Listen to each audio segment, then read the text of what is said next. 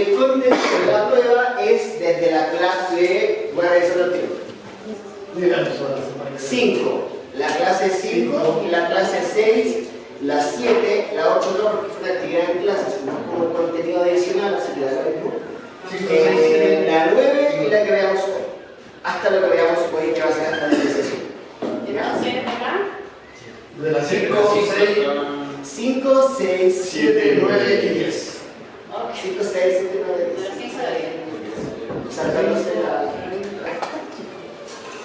la semana pasada, muy buenas tardes a todos y todas, queridos y queridas alumnos y alumnes. La semana pasada empezamos a hablar sobre el flujo de caja, sobre sus componentes, que eran, para qué servía, y hoy día no vamos a hacer más que profundizar en aquello que empezamos la semana pasada.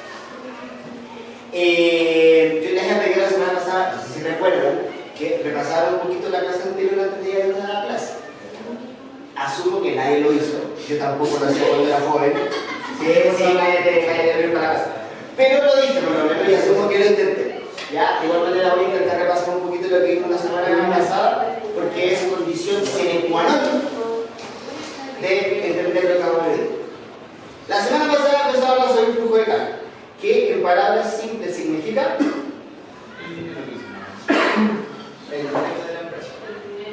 el dinero que fluye, ¿cierto? Que entra y sale de una caja que es nuestro sistema económico, ¿cierto?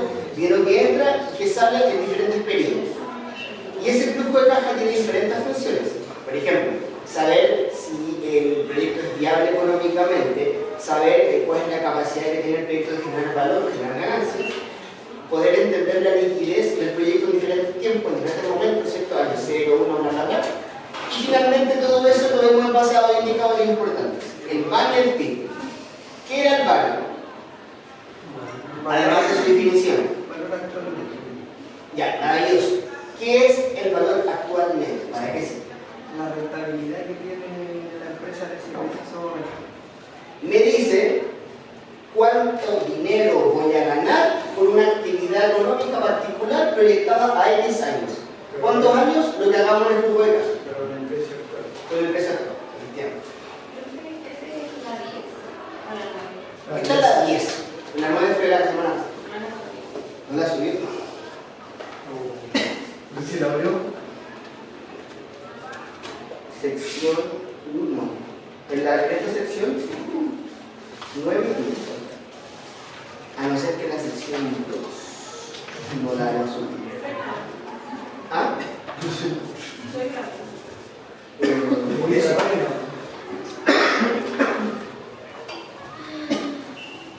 No, también están todas diciendo todas las clases. Quizás no está bien definido.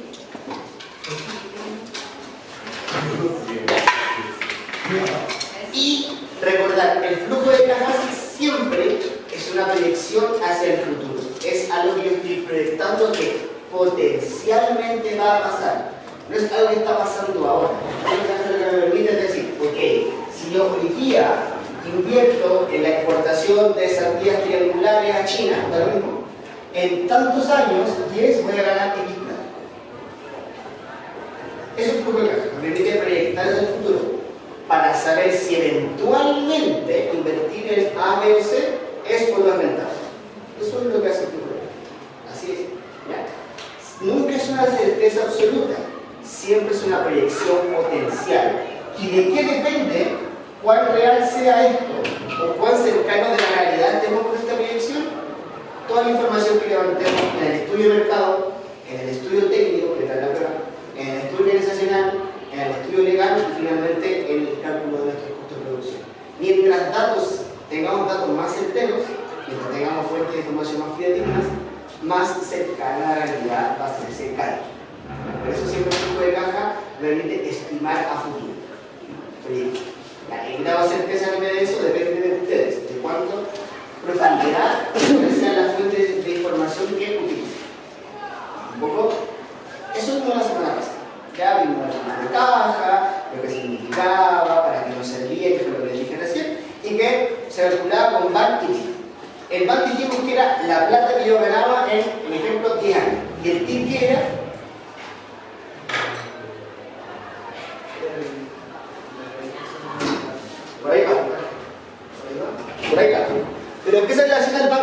¿Son lo mismo? ¿Son diferentes? ¿Usan para cosas distintas? El porcentaje que hubiera cada año según la inversión inicial, algo así. Son distintos, pero uno es medido en porcentaje y el otro... Perfecto. Son distintas formas de hablar de la rentabilidad. En una forma, en el PAN, hablamos desde el dinero, de cuánta plata gano. Y en la otra forma, en el TIR, la interna de retorno, lo veo en un porcentaje de rendimiento. Rendimiento o rentabilidad, del retorno. Ya si el TIR es del 20%, quiere decir aproximadamente que sobre mi inversión yo obtengo una rentabilidad del 20%. Si es del 40%, yo obtengo el 40% de ganancia sobre mi inversión. Entonces, ¿cuánto regresa? Da valores negativos siempre y cuando el VAN sea menos que cero. Ya vamos a llegar a esa parte de las interpretaciones, más que cero, menos que cero, cosas que no voy a dar adelante, después de la práctica. Pero básicamente es lo mismo llevado a un porcentaje. Eso me importa mucho que se entienda. Lo mismo ya. ¿Cuáles son? Que esto es lo que expliqué, que les dije, esto es la diapositiva más importante de lo que lo hacemos. Les dije la clase pasada, que los elementos que configuran un flujo de caja. ¿Quién se acuerda de qué son cada una de esas cosas?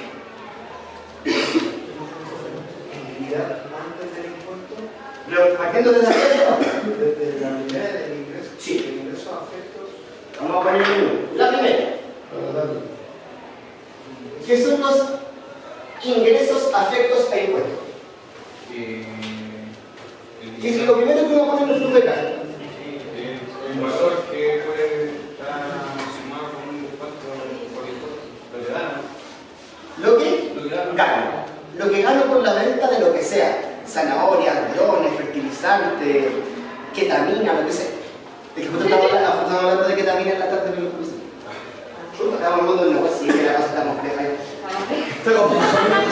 La compensación banca que... Digo, uno es veterinario y tiene acceso a ciertas cositas.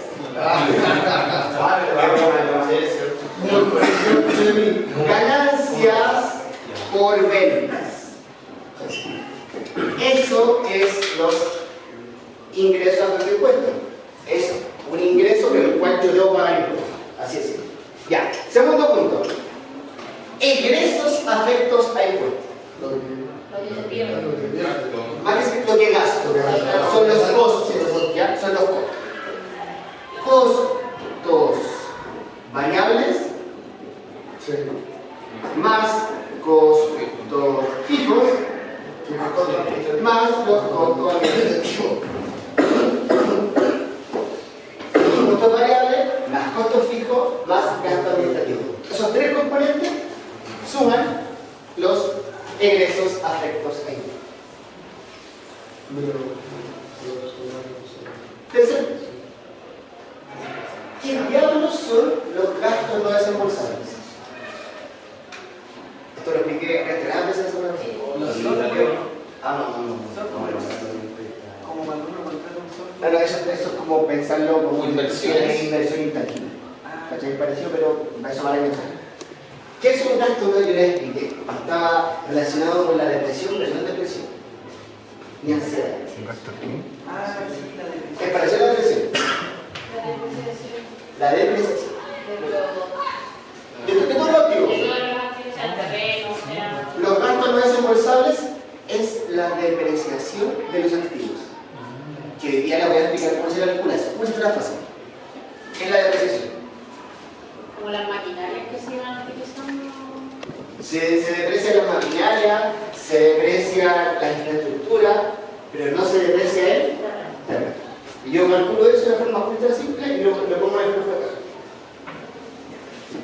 ¿Qué es la utilidad del impuesto?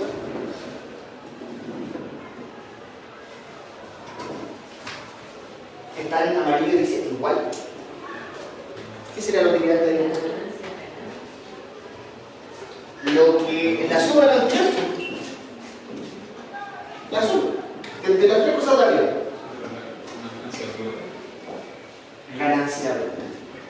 ¿Por qué? Mi primer cálculo es cuánto me cuesta, cuánto gano por vender manzanas, cuánto me cuesta producir las manzanas y cuál es la realización de las cosas que me permiten Reducir la ganancia. Raíz de la suma, suma. La utilidad del impuesto es la ganancia bruta. Es la ganancia que obtengo antes de pagar los impuestos. Por eso la otra de abajo se llama utilidad del poder impuesto. 5. ¿Cuánto impuesto se paga en la agricultura? Impuesto de primera categoría. ¿De qué porcentaje? 20 algo, creo. Veamos la noticia del niño. Hay propuestas para disminuir, para ciertas personas. ¿Ah? Ese es el IVA. El 27%. 27%. Impuesto de primera categoría del 27%. Sexto punto. Bien. ¿Ah? Impuestos a la producción, porque los otros son impuestos a diferentes cosas. La agricultura, que vende sus productos, se paga impuesto de primera categoría. Y luego está el impuesto de segunda categoría, que es otro tipo de cosas, acciones, cosas bursátiles. La venta de cosas, minerales, productos alimenticios, pagan impuestos de primera categoría. ¿Qué será la utilidad después del impuesto? Yo a esta suma le calculé el impuesto y luego se lo resto, ¿cierto? Es el número 4 menos el número 5. Es la resta. Yo calculé el impuesto según lo que me daba hasta esta suma y luego expresar los 27 y se lo resto. El impuesto siempre va en negativo porque estoy pagando impuestos. Estoy pagando al Estado por permitirme el derecho a transar en el mercado con toda la infraestructura productiva del Estado, del mercado, etc. Un poco lo que estoy pagando por eso. Eso es lo que me queda después de pagar el impuesto de primera categoría. Lo que me queda después de haber pagado el impuesto de primera categoría. Todos estos elementos, ingresos, egresos, gasto no desembolsable, utilidad y utilidad, todo esto va desde el año 1 del flujo de caja hasta el último. 1, 2, 3, hasta el 20. 10. ¿Vale? Los otros elementos que tenemos a continuación son algunos que van en año 0 y otros que van en último 1. 7. Ajustes por gastos no desembolsables. ¿Se acuerdan qué era eso?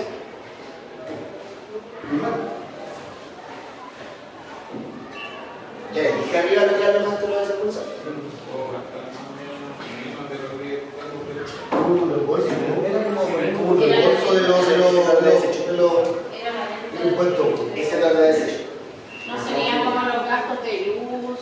Si el gasto no desembolsable era la depreciación, acá la depreciación va en negativo. Y en ajuste por gasto no desembolsable se pone la misma depreciación, pero en positivo. Y ahora voy a explicar el por qué, para que se den cuenta.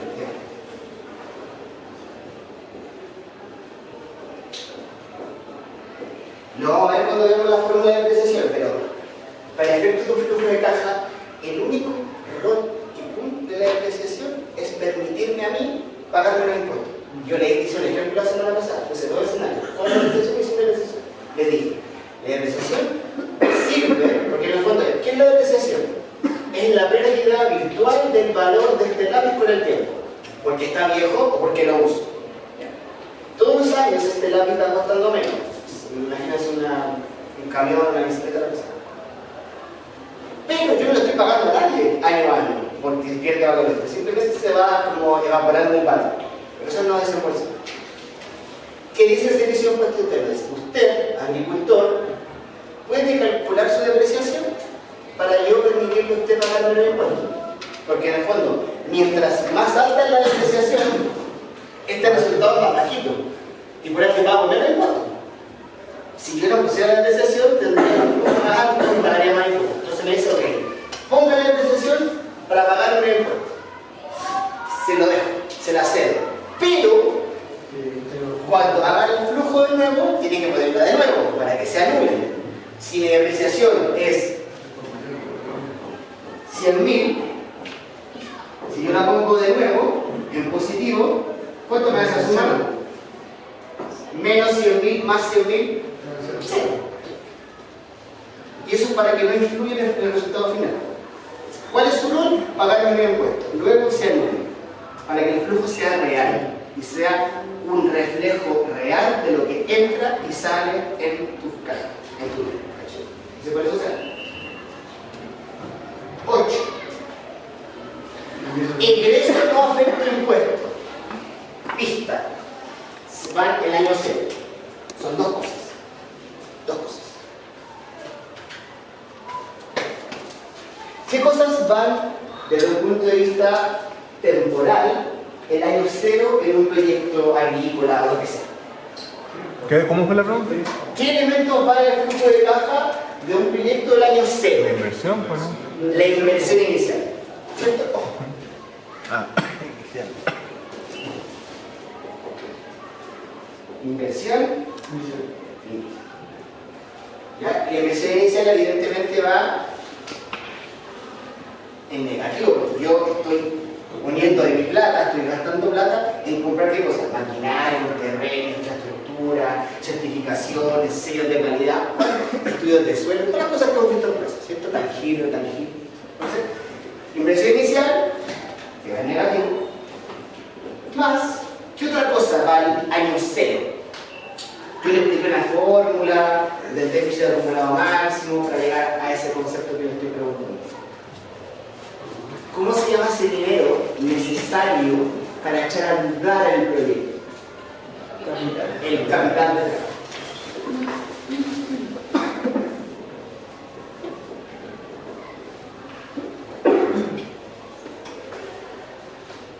Que también va negativo, porque es plata que estoy gastando en que ese proyecto se echa a andar.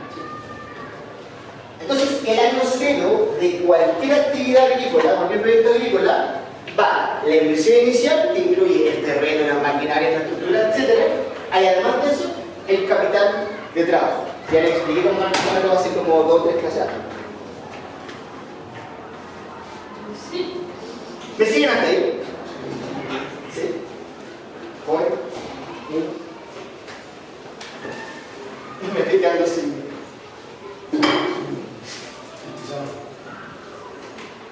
Sin pisar. Si esta es la tabla del torneo, ¿verdad? Que queda la de Chile, ¿no? Bueno. Ahora está luz.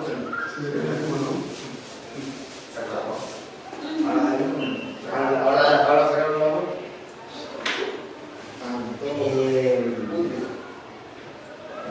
El 9, que es egresos no afectos que es parecido, pero va el último año. Perdón, ingresos afectos. ¿Qué cosa va solamente el último año y es plata que entra a la Ganancia. ¿Usted lo dijeron por ahí? Ah, la venta de... Venta de los activos fijos, ¿cómo se llama eso? ¿Ustedes entonces? Valor de valor de desecho. Y si no vinieron la semana pasada, les comento, O sea, para el valor de hacerse desecho todo. es simplemente la venta de los activos fijos. Suponte tú, yo el año 0 compré 3 camionetas, 4 camiones y 10 hectáreas en la región del Maule. Después de 10 años, yo vendo eso. Pero los activos se deprecian, ¿cierto? Las camionetas van perdiendo su valor. Se llama valor de desecho porque me estoy deshaciendo de mis inversiones una vez que ya no las voy a seguir utilizando. Eso se llama valor de desecho. Y eso va en positivo, porque es plata que estoy ganando. Es menos que el año 0 porque se depreciaron las cosas, menos el terreno, pero obtengo esa plata. Más una cosa, que es lo último que haga el flujo de caja y que también va solamente el último año, que es, y esto yo lo expliqué, pero no me acuerdo si lo entendieron también, la recuperación del capital de trabajo. Yo les conté, dije, niños, el último año de cualquier proyecto agrícola, el capital de trabajo vuelve a entrar a la caja. ¿Alguien se acuerda por qué? Porque ya empieza a ser mejor hacer el negocio. Ya ven ganar con ganancia. Y además, porque el último año no hay un siguiente año productivo. Entonces, esa plata que se usa en Casio productivo Si el año 10 se acaba la actividad y luego el año 11 vuelve a la caja. Entonces, esa recuperación de trabajo es la misma cifra del año 0, pero positivo, no negativo, porque es plata que reingresa a la caja, que no se vuelve a reinvertir y vuelve al flujo de inversión.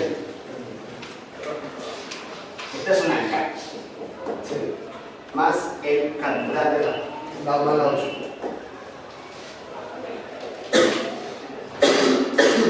y eso son todos los elementos que van a programa. Todos. Sí, más porque va positivo. Ah, ya. Porque se recupera, ¿cachai? Pero se llama ingreso bajo el impuesto. El más, K más. K es capital de trabajo. Más más fácil de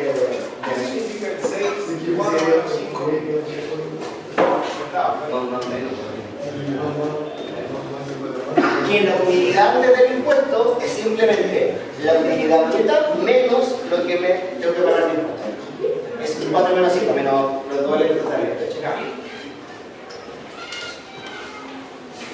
al resultado de aquí yo le calculo el 27 y se lo resto. El resultado se llama utilidad después de impuesto o utilidad líquida, una vez que ya pagué el impuesto.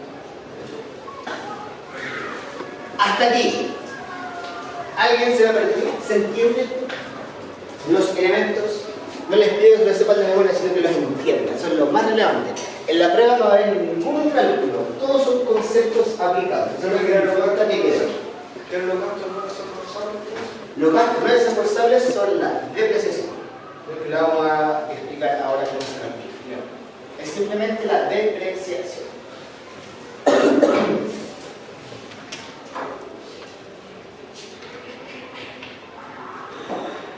Lo que yo les acabo de presentar acá es un flujo de caja que asume, ¿cómo le voy a decir?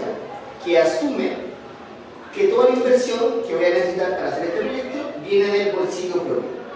Es decir, yo soy un multimillonario de apellido Rickman, probablemente alemán, que invierto, saco de la tarjeta 300 millones de pesos para tantas hectáreas, La quincena. claro. La quincena, claro. Y por ende, no me endeudo con nadie, solo conmigo. Yo saco plata mía, invierto y no tengo que pedir ningún crédito a nadie. ¿Ya? Eso se llama flujo puro. Cuando el flujo de caja está calculado asumiendo que yo no le estoy prestado a nadie. Ninguna plata la saco de mi...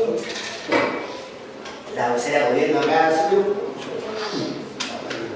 entonces, saco plata propia y por ende no me endeudo con nadie. Flujo puro.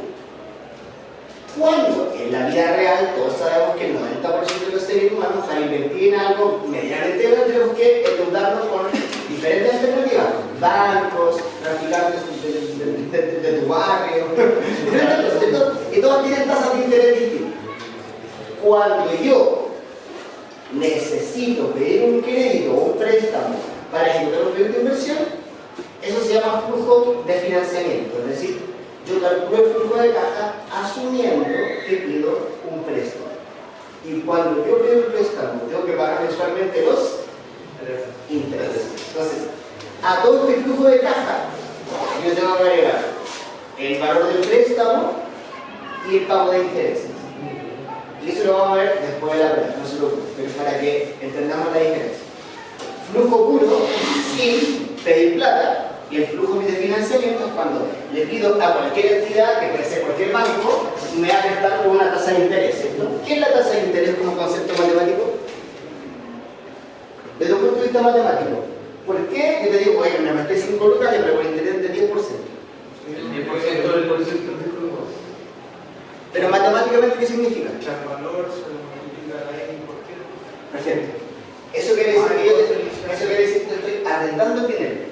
Porque en el fondo, si yo te presto a ti 100.000 pesos, yo dejo de usarlos, ya lo usas tú, ¿cierto? No gastaba con dinero, eso por ti. Si yo le presto a alguien dinero, pospongo mi capacidad actual de usarlo para que lo use otro. Y por eso yo doy una regla. Esa es la tasa de interés. Representa, en términos muy simples, arrendar la plata. De un banco, ¿cuán caro te lo arriendo? La tasa de interés. 10%, 20%, 6%, dependiendo del banco. ¿Se entiende esa diferencia? ¿Cómo se pagan los impuestos? Hay dos formas de pagar impuestos en agricultura. Hay varias actividades que tienen la posibilidad de escoger cómo pagar los impuestos. Una de ellas es la agricultura y otra es la minería en Chile, porque son actividades desde un punto de vista social prioritario. La agricultura, porque la agricultura es demasiado importante en la seguridad alimentaria, ¿cierto? La distribución de alimentos para todos los seres humanos, y porque la minería es el sueldo de Chile en términos del PIB. Entonces, esas actividades y otras pueden escoger entre estas dos alternativas que les voy a presentar ahora. Impuestos. Usted puede escoger como agricultor o como ingeniero, ¿cierto?, que está asesorando un proyecto, puede escoger entre dos alternativas de pagar impuestos. Una que se llama pago de impuestos por renta efectiva,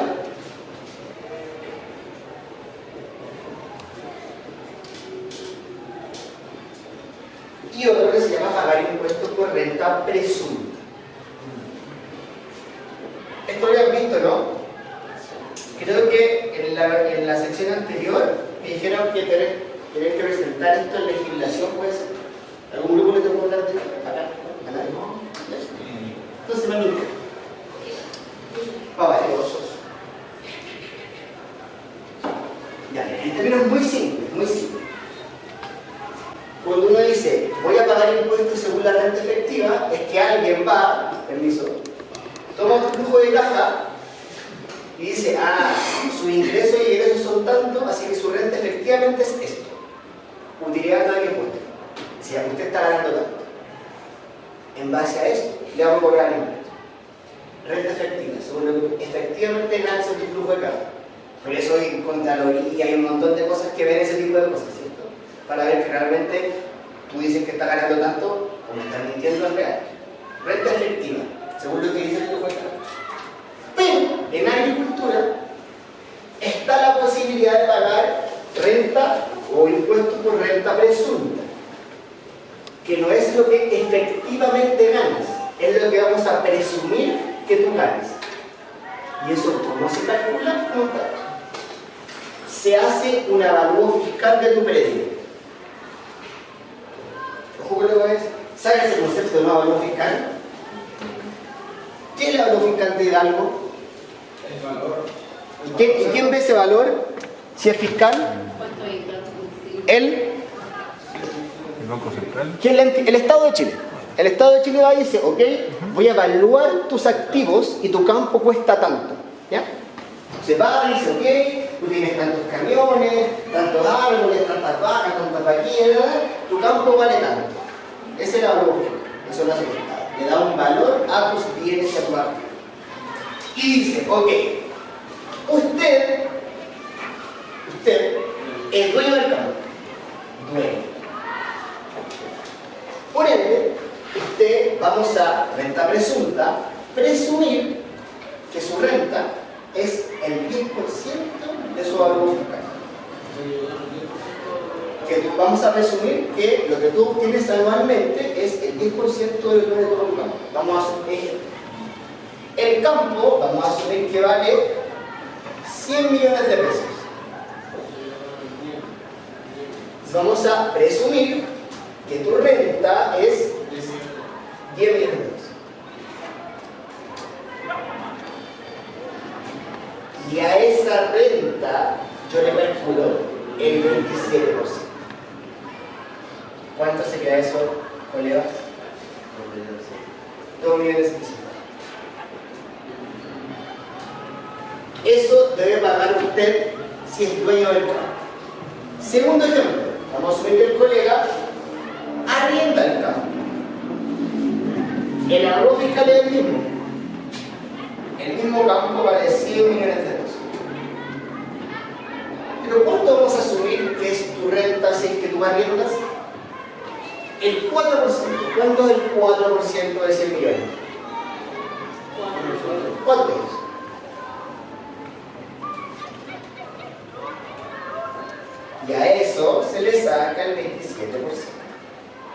¿Cuánto sería eso?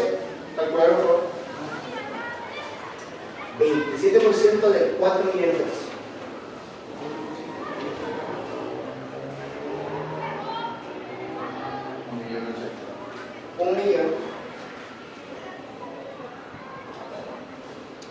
$1.080.000.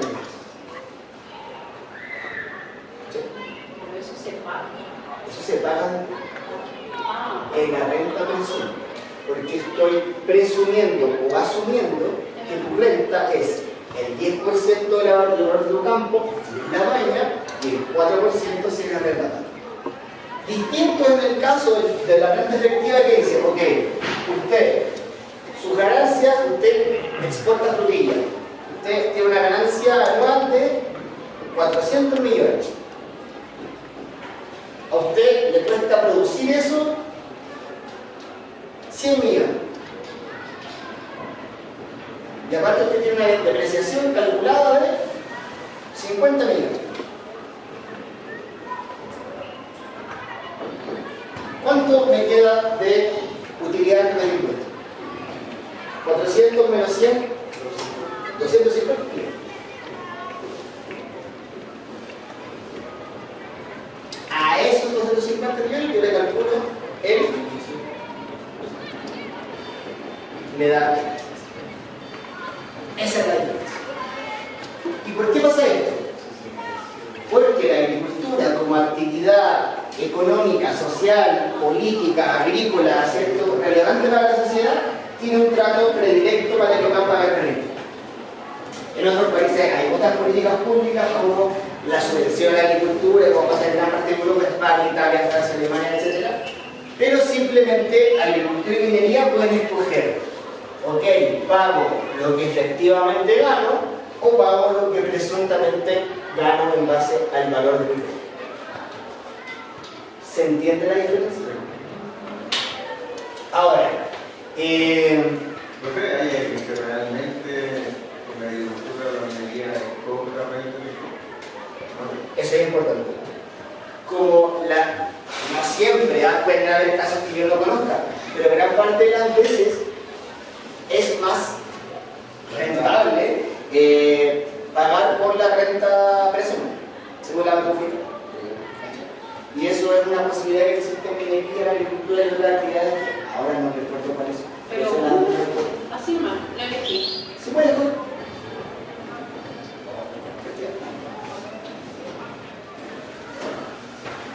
¿Y eso entra solamente para la agricultura y la minería? Hay como 3 o 4 actividades más, pero no me acuerdo. Puede cambiarlo si quieres, pero yo no me acuerdo en este momento.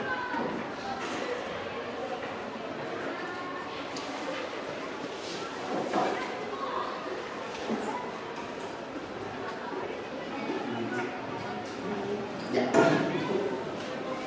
Acá tenemos un flujo de caja, un ejemplo, ya tenemos un flujo de caja de producción de pradera, tenemos evaluación a 6 años, 0,3%.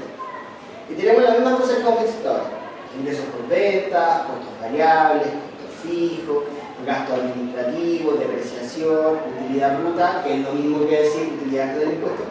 Hay el impuesto antiguo, porque está el libro antiguo, pero a mí me encanta este libro porque explica muy bien estas temáticas, así no es tan difícil de entender. La utilidad neta, que la utilidad neta, ¿qué significa?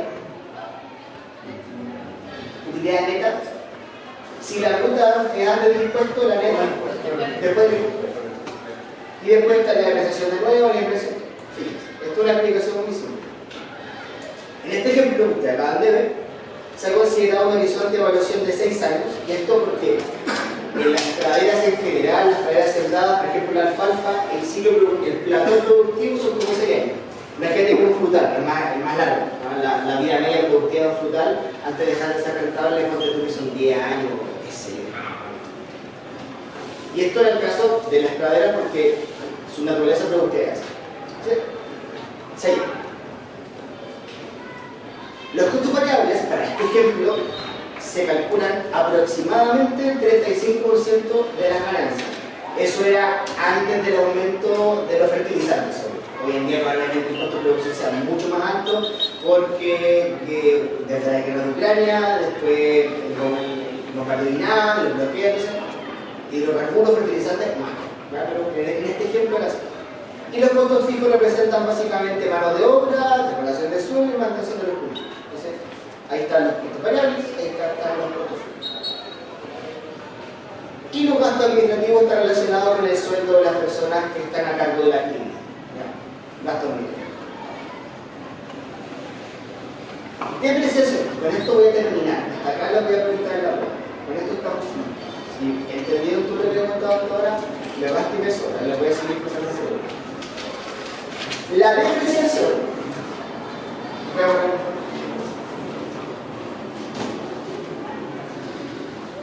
La depreciación, como dijimos, es una forma de entender cómo un activo fijo va perdiendo valor con el paso del tiempo y con la utilización del mismo.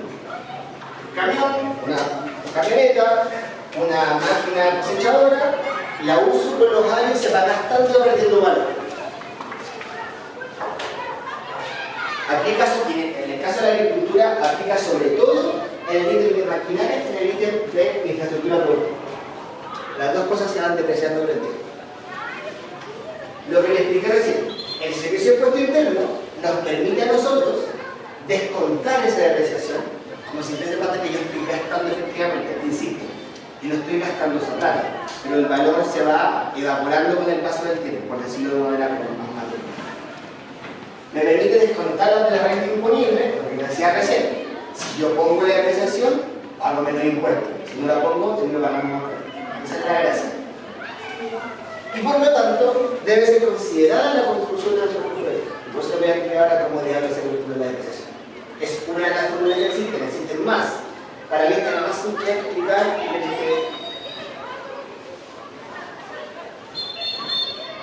y luego, como les dije también, esa depreciación se vuelve a sumar una vez que ya pagamos el impuesto, para que se neutralice y no influya en el resultado final del fin.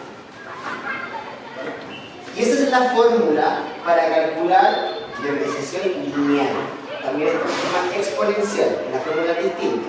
Acá vamos a asumir, la depreciación lineal asume que la depreciación es igual en todos los años. La otra forma de calcularla es la exponencial, que es mucha depreciación al principio y luego menos. Son dos formas. ¿En qué se basa esta fórmula? Es súper simple.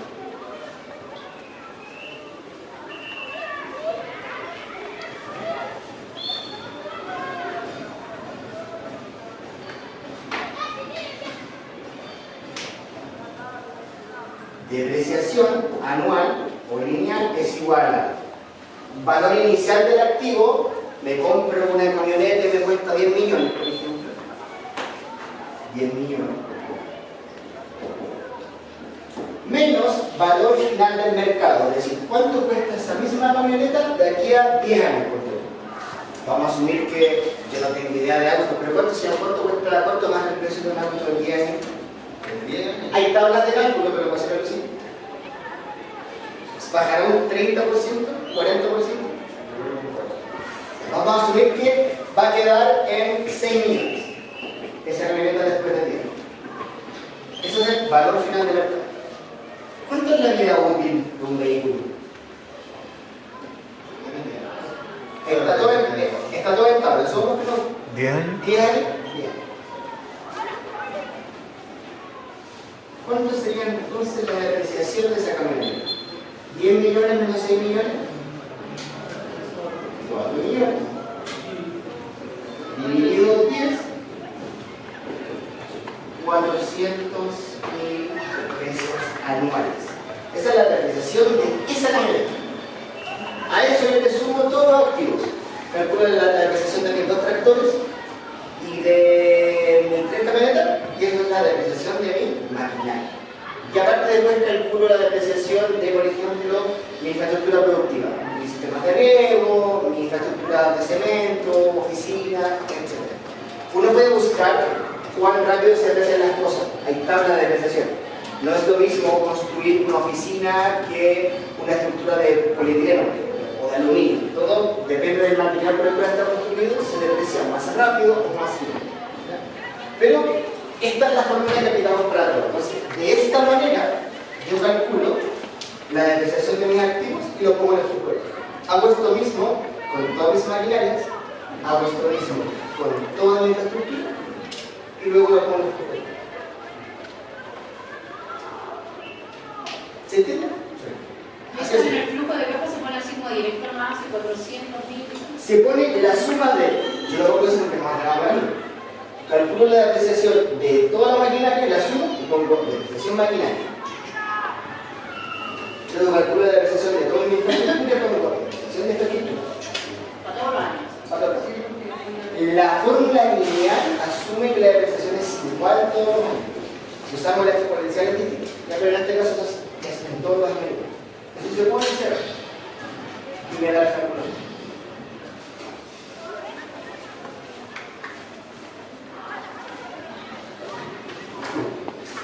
Eso es un... hasta ahí está la parte.